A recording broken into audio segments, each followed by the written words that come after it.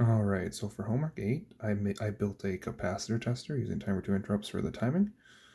So you can hit RB1 to reset and then RB0 to test. So let's plug in a capacitor. This one I used a capacitance meter and got their values from that to compare it to. So this first one was measured at 474 microfarads. It's normally a 470 microfarad capacitor.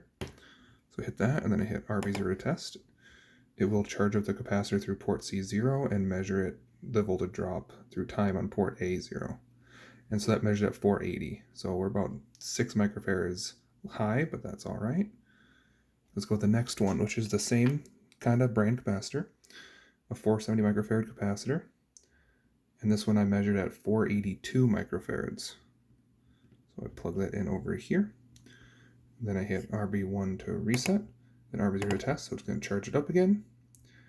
And then I'm going to measure the drop across port A0 until it reaches 2.5 volts. So this was measured 496. A little high, but it was 482 microfarads from the capacitance tester. All right, so these next two, same brand, the Rubicons, but they're 220 microfarads each. So plug this one in. This was originally measured at 224 microfarads. So let's reset that.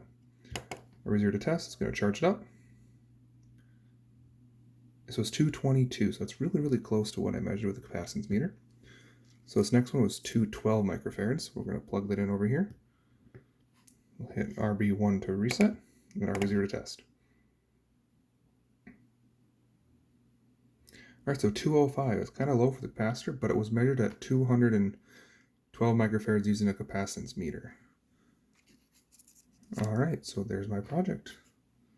Hit reset, it clears it. RB0 to test, it charges up on port C, and then it will read it on port A.